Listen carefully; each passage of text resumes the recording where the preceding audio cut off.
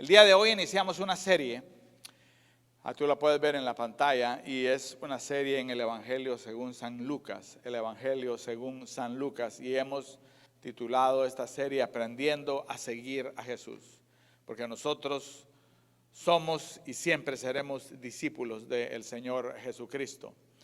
Y el título del mensaje de hoy es Una diligente investigación. El título parece un poquito peculiar, pero es que Lucas es peculiar, ¿verdad? Y entonces vamos a desenterrar, hermanos, y desempacar las verdades de los primeros 4 versículos del capítulo 1 de Lucas. Yo te pido que vayas a la Biblia. Lucas es el tercero de los evangelios y vamos, hermanos, a acercarnos al capítulo 1. Y hoy meramente vamos a tocar el prólogo del Evangelio según San Lucas, sus primeros 4 versículos. Lucas capítulo 1, ¿ya lo tienes? Amén. Dice así la palabra del Señor. Por cuanto muchos han tratado de compilar una historia de las cosas que entre nosotros son muy ciertas, tal como nos las han transmitido los que desde el principio fueron testigos oculares y ministros de la palabra, también a mí me ha parecido conveniente, después de haber investigado todo con diligencia, desde el principio, escribírtelas ordenadamente, oh excelentísimo Teófilo, para que sepas la verdad precisa acerca de las cosas que te han sido enseñadas. Yo te dije que Lucas escribe de una manera bien peculiar y particular. Leamos una vez más, hermanos, y vayamos acostumbrándonos a este evangelista, a este hermano en Cristo y la manera que el Espíritu Santo lo usa. Una vez más, versos 1 al 4. Por cuanto muchos han tratado de compilar una historia de las cosas que entre nosotros son muy ciertas, tal como nos las han transmitido los que desde el principio fueron testigos oculares y ministros de la palabra, también a mí me ha parecido conveniente, después de haber investigado con toda diligencia desde el principio, escribírtelas ordenadamente, oh excelentísimo Teófilo, para que sepas la verdad precisa acerca de las cosas que te han sido enseñadas. Amén. Vamos a orar una vez más. Padre Santo, qué agradecidos estamos, Señor. Oh Padre Santo, tú eres el que calienta, Señor, nuestro corazón con tu amor, Señor. Tu presencia está en medio de nosotros, tu presencia está en medio de tu pueblo. Señor, tú te paseas a través de tu Espíritu, Señor, en este lugar, y tú quieres, Padre Santo, enseñar a tus discípulos, Señor, a caminar con tu Hijo. Oh Padre Santo, y estamos dispuestos. Nuestros corazones están dispuestos, nuestros oídos, Señor, están acá, Padre Santo, Señor, para oír tu instrucción, para conocer de ti, Señor, pero no solo para conocer de ti, sino para conocerte a ti, Señor. Eso es lo que nuestros corazones desean. Oh, el mundo ofrece tantas cosas, pero tus discípulos quieren conocer a su Maestro, a su Señor. Oh, Dios mío, bendice nuestra predicación, Señor, en este libro precioso, en el Evangelio según San Lucas, para que nosotros seamos edificados, para que nosotros, así como Teófilo, Señor, sepamos la verdad con precisión, Señor, acerca de este que es nuestro Salvador, nuestro Redentor, el Hijo de Dios, Jesucristo, a quien nosotros confesamos, Señor y Señor de nuestras vidas. Delante de ese Cristo doblamos rodillas y delante de ese Cristo nosotros, Señor, traemos nuestras peticiones usando su nombre, el nombre de Jesús, Señor, para acercarnos a ti. Gracias te damos. Amén, Señor, y amén.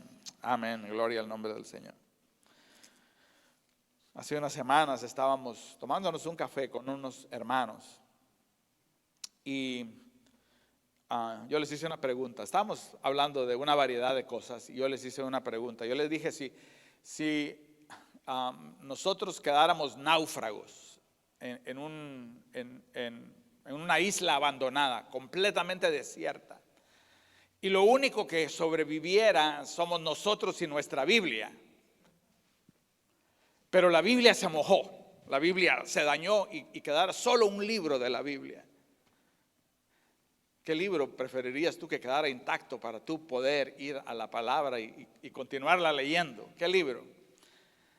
Es una, ¿verdad?, pregunta hipotética, simplemente para suscitar la conversación, ¿verdad? Entonces, me recuerdo que estábamos un grupo de hermanos, algunos de ellos están acá, ¿verdad? Y Willy, un hermano mío, no lo vi hoy, pero Willy viene y dice: yo el Génesis, pastor.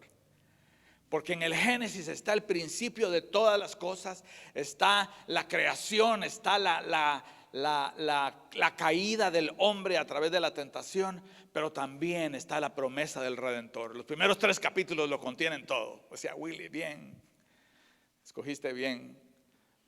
En realidad no hay respuesta mala.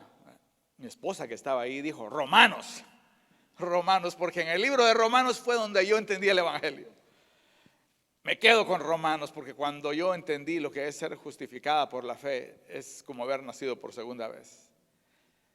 Estaba Jason por ahí, y obviamente, ¿verdad? Jason se fue para allá, ¿verdad? Y dijo, ¿verdad?, Hebreos, porque hay tanto en Hebreos acerca de la persona de Cristo, de tantos ángulos.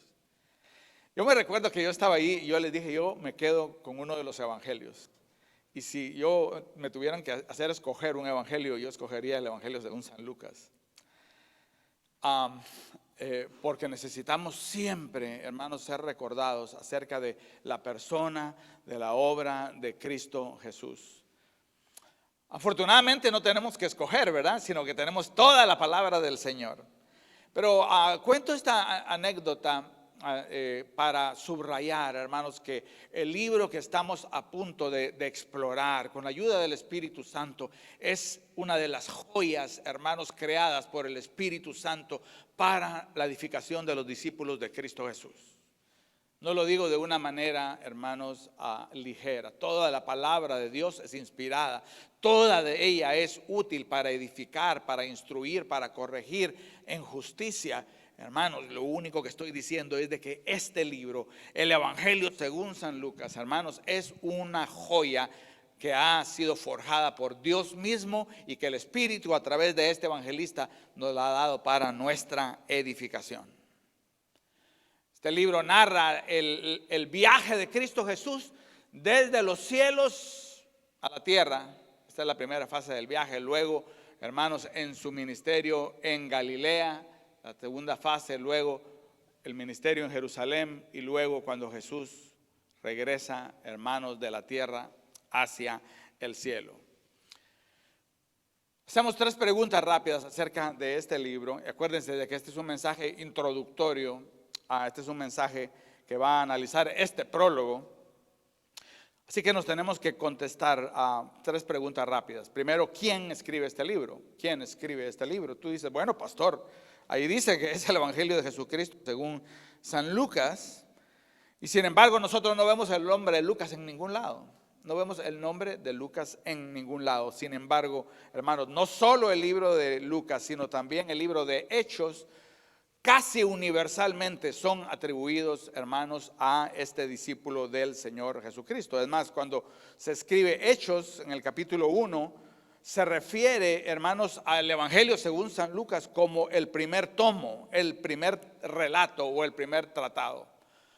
Así que hay quienes vienen y dicen que a Lucas y el libro de los Hechos son un solo libro, o un libro con 2 tomos, escritos por este hombre de Dios, Lucas, alrededor del año 60 después de nuestro Señor Jesucristo. Cuando se nos pregunta a nosotros quién es el escritor más prolífico del Nuevo Testamento, quién es el escritor que más escribió en el Nuevo Testamento, la mayoría de nosotros respondemos, ¿qué es lo que decimos? Pablo, ¿verdad? Pablo, decimos, porque Pablo escribió numerosas epístolas en el Nuevo Testamento. Sin embargo, hermanos, el libro de Lucas y el libro de Hechos juntos forman casi el 30% del Nuevo Testamento. Casi el 30% del Nuevo Testamento. De tal manera que Lucas, este escritor, es el escritor más prolífico de todo el Nuevo Testamento. ¿Por qué sabemos tan poco de él? Bueno, ¿quién era Lucas? Vamos a llegar a esa conclusión. ¿Por qué sabemos tan poco de Lucas? Colosenses 4:14 nos dice que él tenía una profesión. Él era médico. Colosenses 4:14 se refiere a Lucas como el médico amado, Él era médico de profesión. La palabra esa médico es literalmente sanador de cuerpos, médico de profesión. Esta era la profesión de Lucas. Esta era, hermanos, su profesión literal. Lucas no es un nombre judío, así que la mayoría asume de que era, hermanos, un hombre gentil, de mucha educación, porque nomás nosotros leemos los primeros versículos de Lucas y uno dice, bueno, este hombre es un hombre bien prolijo, es un hombre educado, es un hombre de escuela y es un hombre, verdad que aquí estamos viendo, Pablo nos lo dice, era médico de profesión. Así que tenía, hermanos, en sus escritos hay una revelación de que era alguien de educación muy avanzada. Y a este hombre lo utilizó el Espíritu Santo de Dios para darnos este evangelio. Pero Lucas no solo era un médico amado, sino él era un misionero y era un predicador del evangelio. Era un misionero y un predicador del evangelio.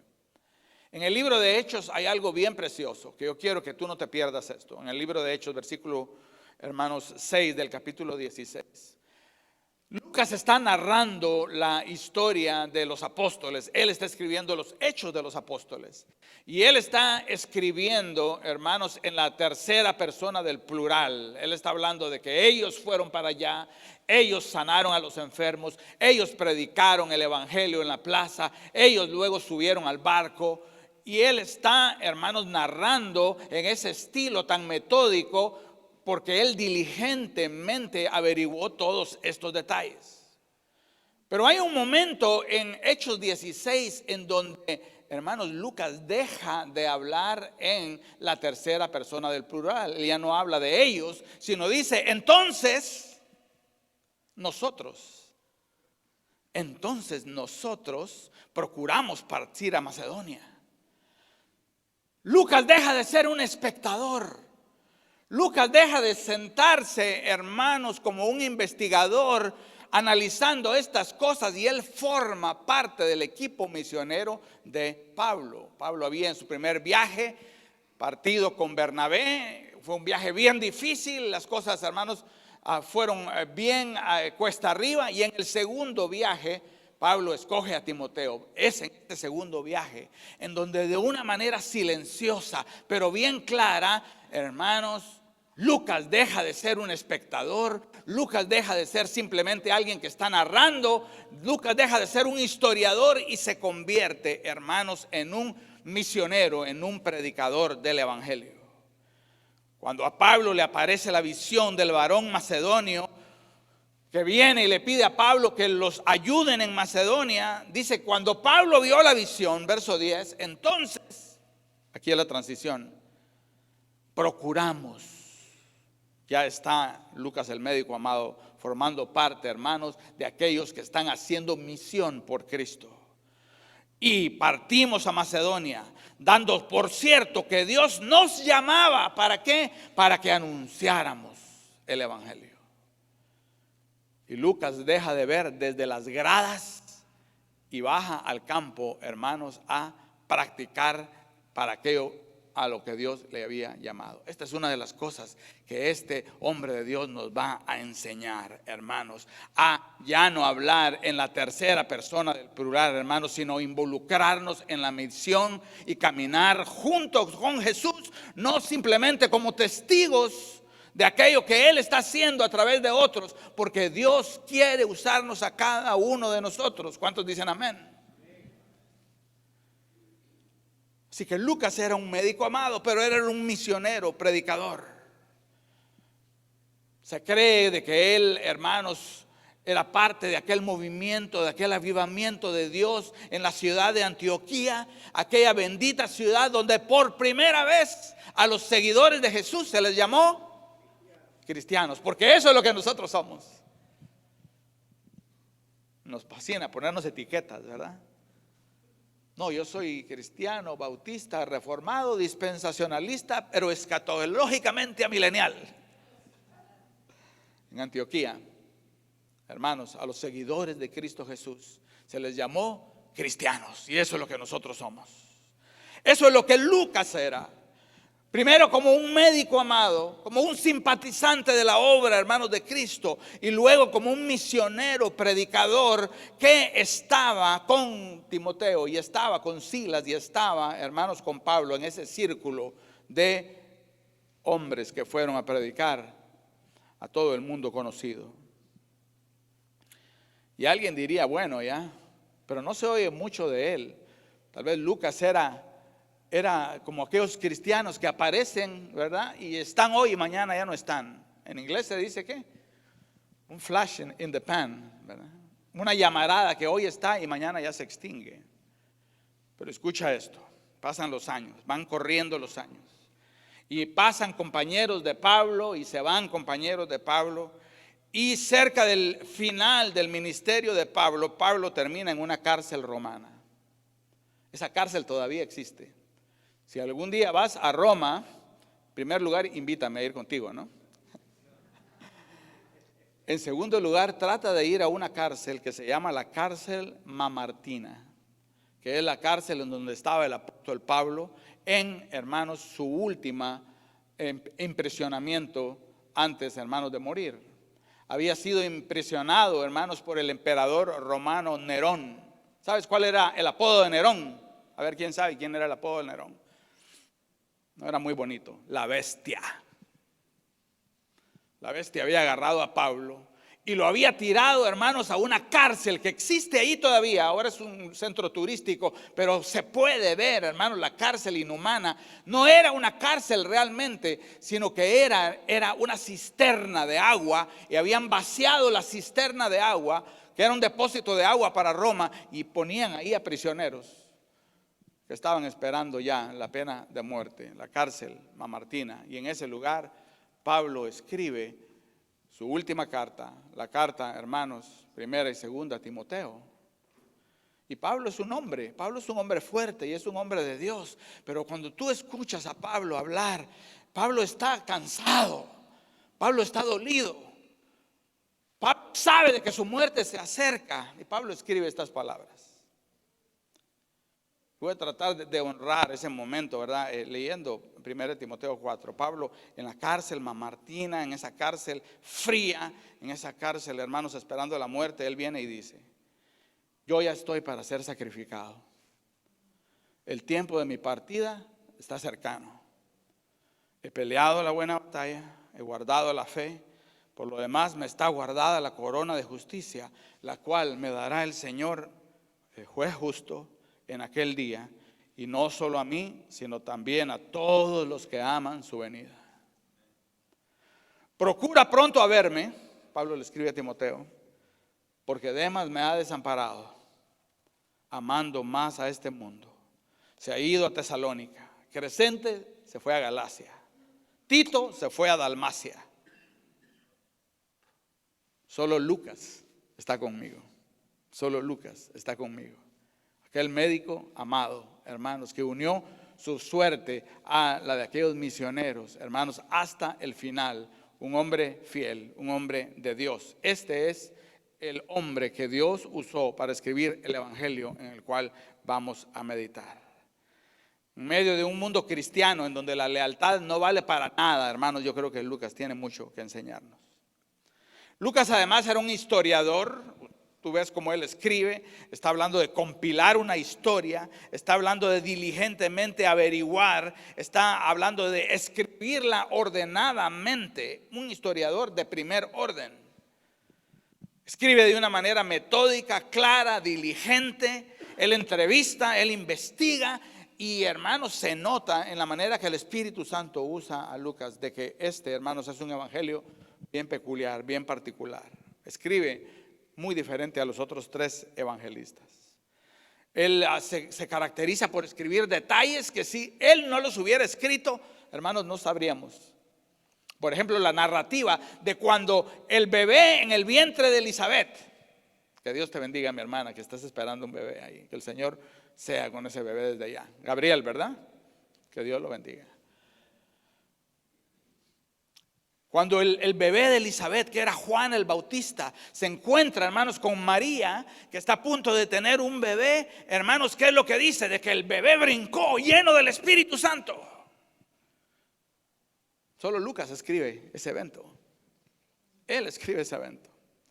El hecho de que el Señor haya sido puesto en un pesebre y que haya sido envuelto en pañales, hermanos, y de que los magos, los sabios de Oriente se hayan arrodillado y le hayan presentado ofrendas, también es algo particular de, hermanos, Lucas.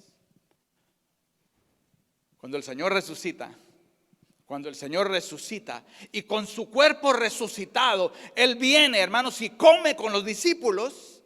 Lucas, hermanos, dice lo que está en el menú. ¿Qué te parece? Lucas dice que el Señor comió pescado asado y un panal de miel. Y eso queda, hermanos, para nuestro deleite allí en las Escrituras. Él aplica con diligencia en, hermanos, no solo conocer de Jesús, eso es bueno, pero conocer a Jesús. Que eso es, hermanos, lo que nosotros como discípulos debemos de anhelar. Conocer de Él, amén, pero conocerlo a Él en toda su gloria y en toda su humanidad, en toda su divinidad, pero también en todo su sufrimiento, como un bebé en el pesebre, en pañales, pero como el Rey de gloria, siendo, hermanos, coronado en aquella cruz. De tal manera que Él es un investigador, un historiador, que diligentemente, ordenadamente, hermanos, viene y plasma estas cosas para, hermanos, nuestra edificación. Yo me estoy emocionando acá. ¿Vas a venir tú a todas las predicaciones del Evangelio de Lucas? ¿Cuántos dicen amén? Amén, no te las pierdas. ¿A quién se lo escribe? Segunda pregunta. Teófilo, que significa amante de Dios. Eso es lo que significa teo, Dios, filo, ¿verdad? Amor, amante. Un hombre llamado Teófilo, que es reconocido con el título de excelentísimo Teófilo. La carta está escrita de una manera exquisita y está dirigida a este hombre que no conocemos, este amante de Dios. Hay algunos que vienen y dicen de que simplemente es una carta dirigida a todos los que aman a Dios, pero no parece ese ser el caso. El caso parece ser, hermanos, de una persona noble, de alguien principal que, hermanos, viene y recibe este reconocimiento de parte de Lucas y le dedica el Evangelio según San Lucas a este hombre Teófilo. ¿Qué sabemos de Teófilo? Sabemos de que era creyente. Pero aquí hay un ángulo bien interesante que vamos a explorar rápidamente. Él probablemente patrocinó a Lucas para que él escribiera el Evangelio. Hay una alta posibilidad de que este excelentísimo Teófilo haya comisionado a Lucas para que investigara la veracidad de las cosas que él había aprendido. Por eso esto explica la dedicatoria en ambos libros. Él está, hermanos, dedicándole esto a Teófilo, hermanos, y luego él viene, hermanos, y reconoce de que Teófilo, aunque cree, necesita que estas cosas sean afirmadas en su corazón. O sea que probablemente Teófilo comisionó a Lucas a escribir este evangelio. El Papa Julio II comisionó a Miguel Ángel para que él viniera y pintara el techo de la Capilla Sixtina. La Capilla Sixtina, dicen que es una de las maravillas del arte moderno. Yo no he estado ahí, ¿verdad?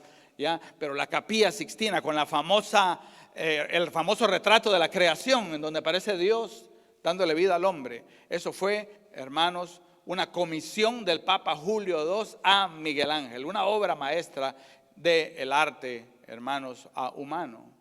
Ese mismo Papa comisionó a Miguel Ángel para que viniera y le hiciera una tumba. Y en la cúpula de esa tumba está la famosa estatua de Moisés. La familia Giocondo comisionó a Leonardo da Vinci a pintar el retrato de la esposa del noble Francisco, y de ahí nació el retrato más famoso, hermanos, de una mujer. ¿Se conoce como? La Mona Lisa. Pero aquí hay algo, hermanos, más glorioso. Porque si este Teófilo, hermanos, comisionó a Lucas a escribir un evangelio, El Espíritu Santo tomó control de aquella narrativa. El Espíritu Santo tomó control, hermanos, de aquello. Y lo que tenemos ahora nosotros es no el retrato de la Mona Lisa, sino tenemos el retrato magnífico del Hijo de Dios. Para alentar nuestros corazones, para que nosotros conozcamos de nuestro Maestro, para que nosotros conozcamos a nuestro Maestro, para que al ver ese retrato, hermanos, escrito con el pincel del Espíritu Santo, nuestros corazones sean movidos a la misión, nuestros corazones sean movidos a la adoración, nuestro amor por el mundo, hermanos, empiece a disminuir. Y nosotros digamos, ¿sabes qué? No hay nada que el mundo me pueda ofrecer que se compare a la gloria, a la hermosura, a la belleza de este que estoy viendo yo en este evangelio. Como dice el himno, fija tus ojos en Cristo tan llenos de gracia y de amor. ¿Y qué? Y lo terrenal sin valor será a la luz del amado Jesús. Lucas escribe para afirmar la verdad. Tú has sido instruido en estas cosas, Teófilo. Pero Lucas viene y dice, para que sepas la verdad de una manera precisa. Estas cosas que te han sido enseñadas. Hermanos, Teófilo era un creyente, pero quizás el éxito, él era el excelentísimo Teófilo. Quizás la vida, quizás el sufrimiento, no sabemos. Habían hecho de que las verdades que él tenía como ciertas, empezara la duda, hermanos, a colarse. Empezara la incertidumbre, la imprecisión. Y el evangelio ha sido dado para que él sea afirmado en estas verdades. En otras palabras, Teófilo es como tú y como yo. Nosotros necesitamos ser, hermanos, traídos una vez más a las Escrituras para contemplar el ministerio de Cristo en toda su hermosura. Y en todo, hermanos, su terrible dolor en la cruz. Y en toda, hermanos, su preciosa gloria al ascender a los cielos. Nosotros necesitamos, hermanos, que esas verdades sean afirmadas en nosotros. Este es el prólogo del libro de Lucas. Así que vamos a preguntarnos, como seguidores nosotros de Cristo, ¿qué podemos esperar al caminar con Cristo a través de este evangelio? Sabiendo un poco ya de Lucas, hermanos, y de lo que el Espíritu Santo está haciendo acá en medio de él, ¿qué es lo que nosotros podemos esperar, hermanos, si nosotros caminamos con Cristo a través de este evangelio y nosotros venimos delante del Señor y le decimos, Señor, abre mi corazón, Señor, y abre mi mente para que la verdad de Cristo Jesús sea una verdad que me transforme, sea una verdad que me empuje a la misión, sea una verdad que me haga abandonar y derribar ídolos que tengo en mi corazón? ¿Qué podemos esperar como seguidores de Cristo cuando caminamos con Cristo a través de este evangelio? En primer lugar, hermanos, podemos esperar ser movidos a la humildad. Ser movidos a la humildad. Una asombrosa humildad. Tú sabes que ese es el gran problema de nosotros los seres humanos. Somos orgullosos. Siempre andamos buscando, hermanos, lo nuestro. Siempre andamos buscando la alfombra roja. Siempre andamos buscando el aplauso. Siempre andamos buscando que se quiten el sombrero delante de nosotros. Siempre andamos buscando que se mencione nuestro nombre. Nos gustan por eso los títulos, ¿verdad? Pastor, apóstol, superapóstol, reverendísimo, doctor. Pero como seguidores de Cristo podemos esperar, hermanos, que al caminar con Cristo a través de este evangelio, el Señor nos va a mover a la humildad. Tú sabes de que este hombre, hermanos, escribió, hermanos, casi el 30% del Nuevo Testamento. Y él no pone su nombre ni al principio ni al final de los libros que él escribe.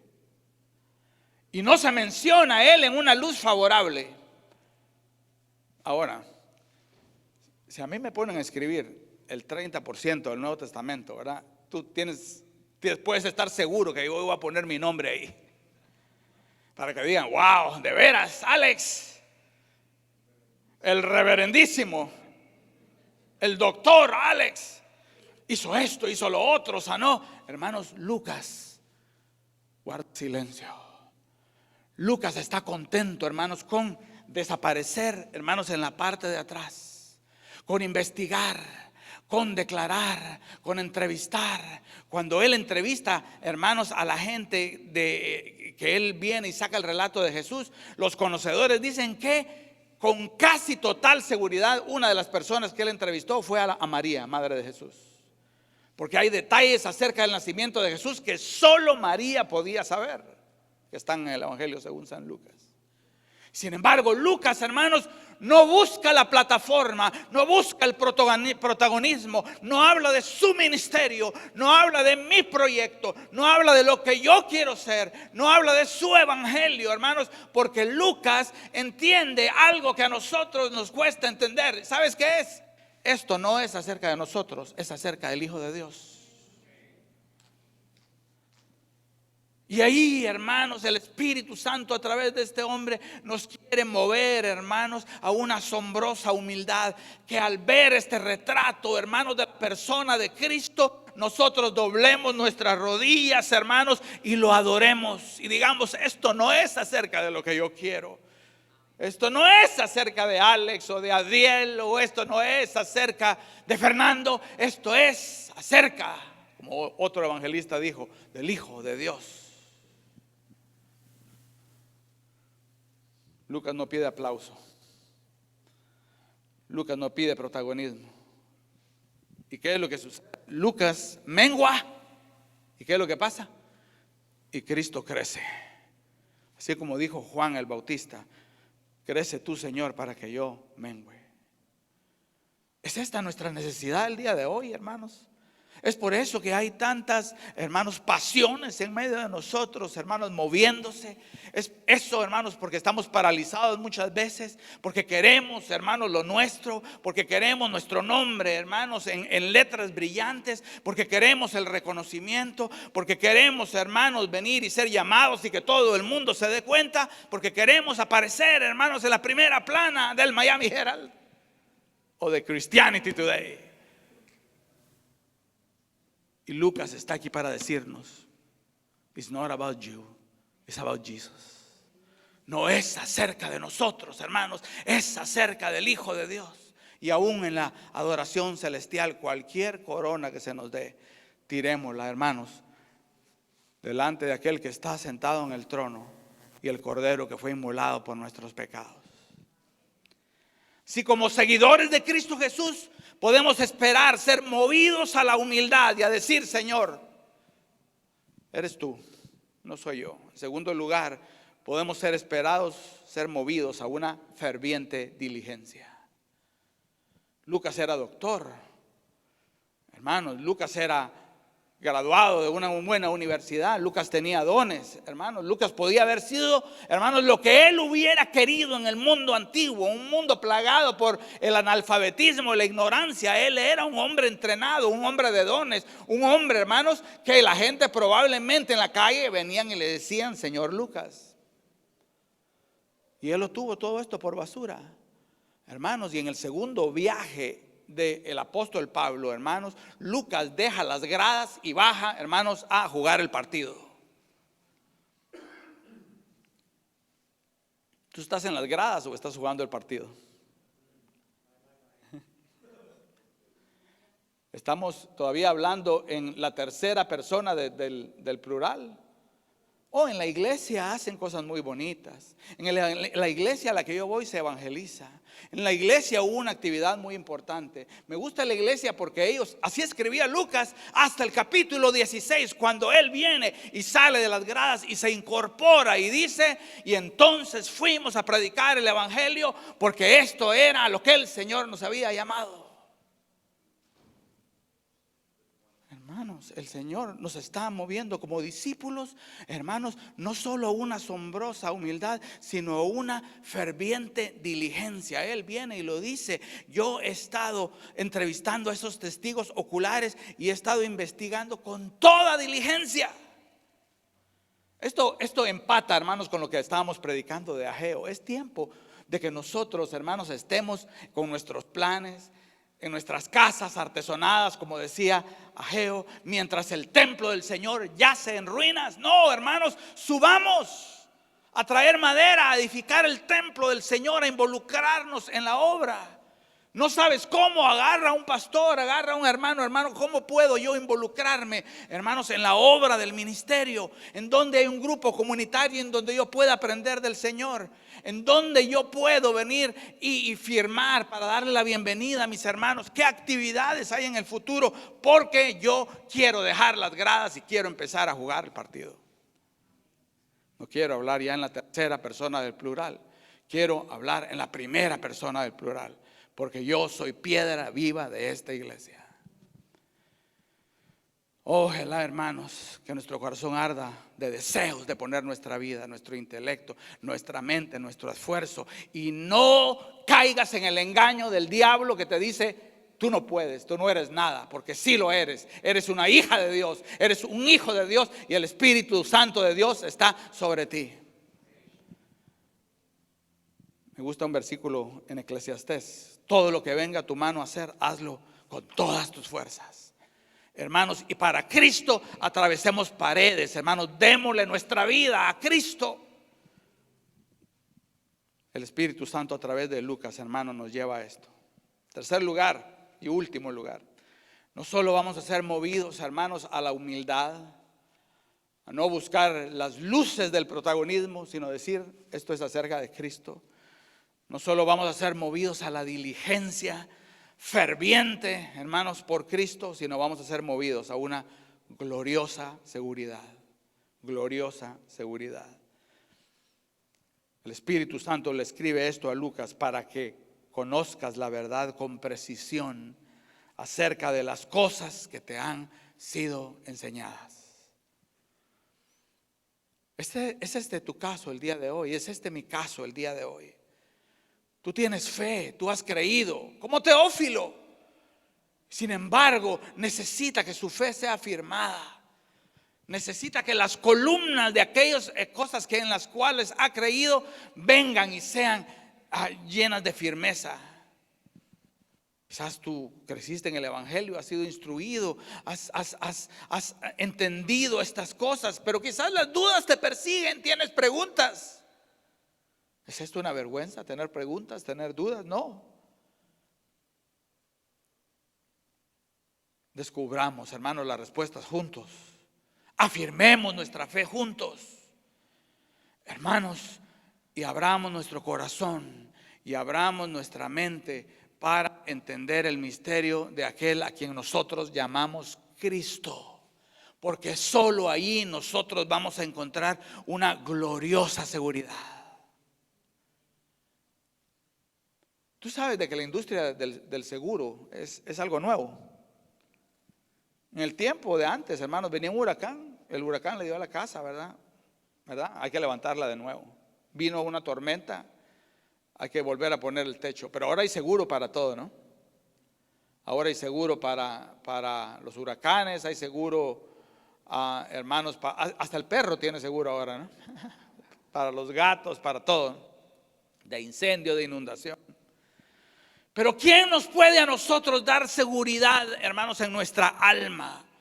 La seguridad, hermanos, que el alma necesita en un mundo crecientemente inseguro y amenazador. ¿Qué va a pasar acá? ¿Qué va a pasar allá? ¿Qué va a pasar con mi chiquito? Y ya viste lo que está pasando y lo que el gobierno dice, y se va a acabar el seguro social y viene otra variante del coronavirus. ¿Qué va a pasar? ¿Quién nos puede dar seguridad, hermanos? La seguridad, hermanos,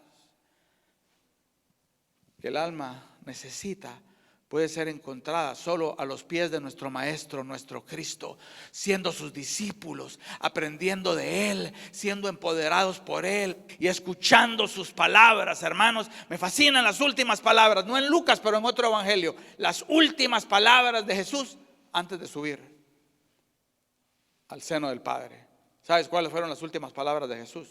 Te las dice hoy, el día de hoy, a nosotros, para que nos sintamos seguros. Yo estaré con vosotros todos los días, hasta el fin de los tiempos. Que al entender y vivir la historia del Dios hombre, nuestros corazones se llenen de esperanza. Si tu fe está tambaleando, que tu fe se afirme al contemplar, hermanos, este retrato del Dios hombre, nuestro Señor Jesucristo, la segunda persona de la Trinidad. Que si tu esperanza está desenfocada y tu esperanza está en muchas cosas, tu esperanza se enfoque, hermanos, en el Dios de nuestra esperanza. Que si tu amor se ha entibiado, ese amor, hermanos, agarre fuego por Cristo Jesús, como agarró un día fuego en el corazón de Lucas de Antioquía. Y que a través del Espíritu Santo haya muchos Lucas de Antioquía el día de hoy en medio de nosotros. Cerremos nuestros ojos.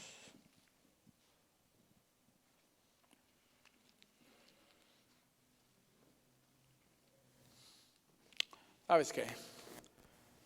Si en tu corazón está de que el Señor nos mueva, hermanos, a una adorante y asombrosa humildad, hermanos, ponte de pie conmigo y levanta tu mano. Y dile: Señor, Señor, yo renuncio, Señor, a la gloria personal, Señor. Yo renuncio, Señor, a mi propia justicia. Yo renuncio, Señor, a buscar mi manera, Señor, mis propósitos, planes. Y estoy, Señor, aquí, Señor, para reconocer, Padre Santo, Señor, de que esto es acerca de ti. ¿Quieres ser movido a una ferviente diligencia? O pide al Espíritu de Dios: Espíritu del Trino Dios, desciende sobre mí, muéveme a misión, actividad, a diligencia. Señor, perdona, Señor, mis años de pereza, Señor, y de vida de espectador, Señor. Estoy bajando las gradas, Señor, de la expectación, Señor, pasiva. Yo quiero, Señor, predicar tu evangelio. Yo quiero anunciar las buenas nuevas a otro. Yo quiero orar por los enfermos, Señor. Yo quiero ser un instrumento, Señor, para librar a los oprimidos. Yo quiero exaltar el nombre de Cristo donde quiera que yo vaya. Pero lléname de ti, Señor. Nos urge la llenura del Espíritu, Señor. Levanta Lucas de Antioquía, Señor, en este lugar, Señor. Y reprendemos la obra del diablo, Señor. Nos dice que no podemos, que somos pocos. Señor, muévenos a una gloriosa seguridad. Señor, afirmados en tu gracia. Que sepamos la verdad precisa, Señor, de las cosas que ya creemos. Y podremos decir con el apóstol Pablo: Señor, estoy persuadido que ni lo alto, ni lo bajo, ni lo presente, ni lo porvenir, ninguna cosa creada, ni hambre, ni cuchillo, nada, nada, nada me podrá separar del amor de Dios que es en Cristo Jesús, Señor nuestro. Gracias, Señor, en el nombre de Cristo. Amén. Amén. Amén. Amén. Amén. Amén. Amén.